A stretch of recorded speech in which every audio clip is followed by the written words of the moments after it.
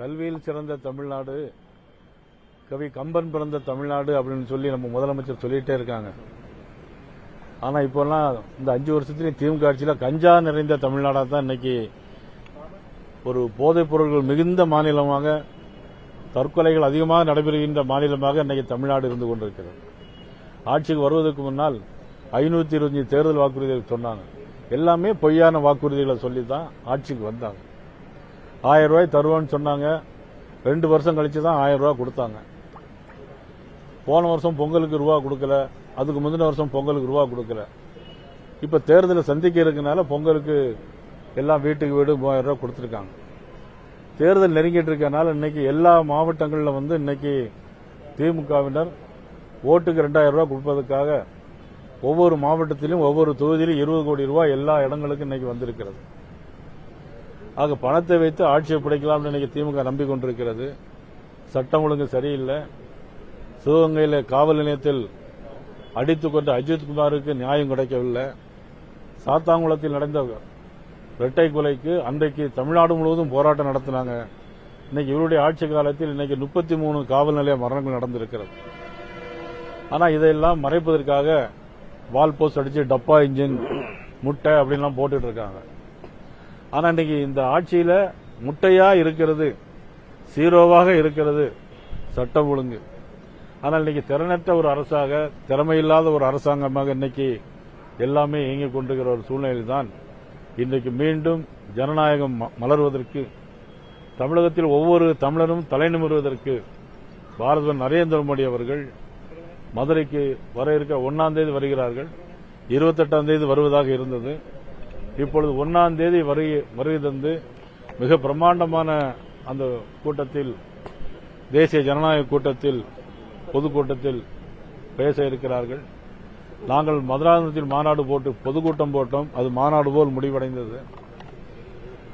மைல்கள் கணக்காக கார்கள் அங்கு நின்று கொண்டிருந்தது. மக்கள் வெள்ளத்தில் பாரத நரேந்திர மோடி அவர்களும், தேசிய ஜனநாயக கூட்டணியுடைய தமிழக தலைவர் அண்ணன் இபிஎஸ் அவர்களும், மதிப்புக்குரிய நமது ஐயா ஜி.கே. வாசன் அவர்கள், மதிப்புக்குரிய அண்ணன் டிடிவி தினகரன் அவர்கள், நீதி கட்சியினுடைய தலைவர் ஏசி சண்முகம் அவர்கள், ஐக்கிய ஜனநாயக கட்சியுடைய தலைவர் பாரிவேந்தர் அவர்கள் மற்றும் அண்ணன் ஜான் பாண்டியன் உள்ளிட்ட அனைத்து கட்சிகளும், எல்லா இயக்கங்களும், எல்லா கட்சிகளும், எல்லா சமுதாய அமைப்புகளும் இன்னைக்கு தேசிய ஜனநாயக கூட்டணிக்கு ஆதரவு தந்திருக்கிறது. இந்த சூழ்நிலையில் இதெல்லாம் மறைப்பதற்காக, திராவிட முன்னேற்ற கழக அரசு செய்த ஊழல்களை மறைப்பதற்காக என்ன சொல்கிறாங்கன்னா, மத்திய அரசு ஒண்ணுமே செய்யல, பட்ஜெட் போடல அப்படின்னு.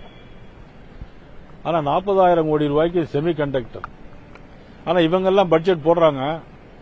ஒவ்வொரு ஊருக்கும் பட்ஜெட் போடுறாங்களா? இல்ல, தமிழ்நாடு முழுவதும் போடுறாங்க. ஆனா திருநெல்வேலிக்கு 1, நாங்குநேரிக்கு 1 இதுவரைக்கும் பட்ஜெட் போட்டிருக்காங்களா? இல்ல. ஒட்டுமொத்தமா போடுவாங்க. எந்தெந்த பகுதியில் என்னென்ன தேவைகள் இருக்கோ அதனுடைய அடிப்படையில் அந்த பட்ஜெட், அந்த நிதிகள் ஒதுக்கப்படும். அதனுடைய அடிப்படையில் இன்னைக்கு மத்திய அரசு, மதிப்புக்குரிய நிர்மலா சீதாராமன் அவர்கள் மிக அழகான ஒரு பட்ஜெட்டை போட்டிருக்கிறார்கள்.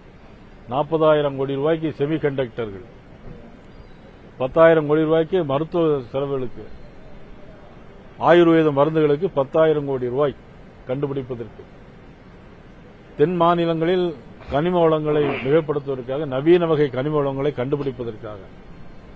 ஆனால் இங்கே நெல்லை மாவட்டத்தை பொறுத்தமட்டிலும் எல்லா கனிம வளங்களும் கொள்ளையடிக்கப்படுகிறது. எல்லா களியக்காவளை வழியாக, செங்கோட்டை வழியாக மணல்களும் கனிம வளங்களும் கடத்தப்படுகிறது. அதற்கு பதிலாக அங்கிருந்து பினராயி விஜயன், நம்ம முதலமைச்சருடைய நெருங்கிய நண்பர் பினராயி விஜயன், எல்லா மருந்துகளுடைய கழிவுப் பொருட்கள் பூரா அங்க கொண்டு கொடுத்து கொட்டிட்டு இருக்காங்க. இங்கிருந்து நல்ல பொருட்கள்லாம் கேரளாவுக்கு போகுது, மருந்து கழிவுப் பொருட்கள்லாம் இங்க வருது. மத்திய பட்ஜெட்ல எல்லா மாவட்டங்களுக்கும் மகளிருக்காக விடுதிகள் அமைப்போம்னு சொல்லியிருக்கிறாங்க. இத்தனை நல்ல திட்டங்கள், ரோடுகள், சாலைகள், விமான போக்குவரத்துகள் அனைத்திற்கும் மத்திய பட்ஜெட்ல நிதி ஒதுக்கப்பட்டிருக்கிறது. ஆனா பாராளுமன்றத்தில் நடிகர் கமலஹாசன் அவர் பேசியிருக்கிறார், தமிழை வைத்து பிழைக்கிறோம் என்று. ஆனால் தமிழை வைத்து பிழைப்பது யார்? அவளுடைய கூட்டணி கட்சியுடைய தலைவர்கள். பாராளுமன்றத்திலே நிர்மலா சீதாராமன் அவர்கள் பேசியது, இது பெரியார் அவர்கள் தமிழ் மொழியை பற்றி என்ன பேசினார், தமிழ் மொழி மிக மோசமான மொழி, இதுக்கு மேல நான் சொல்ல முடியும் அப்படின்னு பெரியார் பேசியதை மேற்கோள் காட்டி பாராளுமன்றத்திலே நமது நிர்மலா சீதாராமன் அவர்கள் பேசியிருக்கிறார். இவ்வளவு அழகான பட்ஜெட். உலகத்திலே இந்தியா 4வது பொருளாதாரத்தில் இருக்கக்கூடிய அளவிற்கு இன்னைக்கு நாட்டை உயர்த்தி காட்டிய மிகப்பெரிய மனிதர். நமது நாட்டு இந்துக்கள் குறிவைத்து தாக்கப்பட்டார்கள் காஷ்மீரில். அதற்கு பதிலாக சிந்தூர் ஆபரேஷனை பாகிஸ்தானுடைய லாகூரில் போய் நடத்தி காட்டிய மாபெரும் தலைவர் நரேந்திர மோடி அவர்கள். அவர்களை பார்த்து இன்னைக்கு வேறு விதமாக பேசக்கூடிய திறமையற்ற தமிழக அரசு நிர்வாகத்தை உண்மையிலே நான் வன்மையாக கண்டிக்கிறேன். பிரதமர் நரேந்திர மோடி அவர்கள் வருகிற 28ஆம் தேதி வருவதாக இருந்தது. இப்பொழுது 1ஆம் தேதி மதுரையிலே பேச இருக்கிறார்கள். இன்னும் பாரதிய ஜனதா கட்சி மட்டுமல்ல, ஏதோ சிறுபான்மையினருக்கு எதிராக இருப்பதாக ஒரு குற்றச்சாட்டு வேற சொல்லிக்கொண்டே, ஒரு பொய் குற்றச்சாட்டு. ஆனா எங்களுடைய மாநில தலைவர், இன்னைக்கு சிறுபான்மை மாநில தலைவர் ஜான்சன், இவர் ஜான்சன் சிறுபான்மையுடைய மாநில தலைவர், திருநெல்வேலியில கூட சிறுபான்மையுடைய மாநில மாநாட்டை கூட நடத்த இருக்கிறார்கள். எங்களுக்கு என்று எந்த விதமான பாகுபாடு, எந்த பேதமும் எங்களுக்கு கிடையாது. எல்லோரும் ஒன்றே குலம் ஒருவனே தேர்ந்த வழியில் தான் பாரதிய ஜனதா கட்சி. இத்தனை 11 வருஷம் ஆட்சி பிரைம் மினிஸ்டர். எந்த சிறுபான்மையினருக்கு எந்த சிறு பாதிப்பு கூட கிடையாது. ஆனால் எல்லோருக்கும் சமமான முறையில், எல்லோருக்கும் எல்லாம், அனைவருக்கும் அனைத்துங்கிற முறையில் தான் பாரதிய ஜனதா கட்சியினுடைய ஆட்சி நடைபெற்றுக் கொண்டிருக்கிறது. நடிகர் விஜய்க்கு வரி ஏய்ப்பு செய்ததா 1.5 கோடி நீங்க எப்படி பாக்குறீங்க? அவர் வரி ஏய்ப்பு செய்திருக்கிறார்னு நீதிமன்றம் சொல்லியிருக்கு. அதை போய் நம்ம எப்படி தப்புன்னு சொல்ல முடியுமா? இப்பதான் ஒன்னொன்னா ஆரம்பிச்சிருக்கு. இப்பதான் விசில் அடிக்க ஆரம்பிச்சிருக்கு. அது பிறகு ட்ரம் எல்லாம் சேர்ந்து அடிப்போம். எல்லாம் சேர்ந்து மத்திய அரசோட பட்ஜெட்டை விமர்சனம் பண்ணி தமிழகம் முழுவதும் திமுக குறிப்பா பட்ஜெட் தமிழகத்தில் பெரிய முட்டை கொடுத்துக்கிறாங்க அப்படின்ற மாதிரியான போஸ்டர் எல்லாம் பார்க்கும்போது இதை எப்படி பாக்குறீங்க? அதாவது என்னன்னா, இவங்க செஞ்ச தவறையெல்லாம் மறைக்கிறது. இப்ப 3000 கோடி ரூபாய்க்கு டெண்டர் விட்டுருக்காங்க. இப்ப அவசரம். அதுல 450 கோடி ரூபாய் இன்னைக்கு அவர்களுக்கு கமிஷன் வர இருக்கிறது.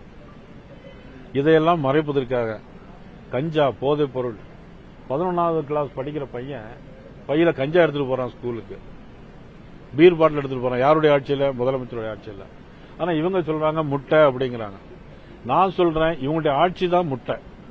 இவங்க மக்களுக்கு கொடுத்தது முட்டை 0. ஆனா மக்கள் இவங்க திருப்பி கொடுக்க போகுது இதே முட்டைய 2026 தேர்தலில் திருப்பி கொடுக்க போறாங்க.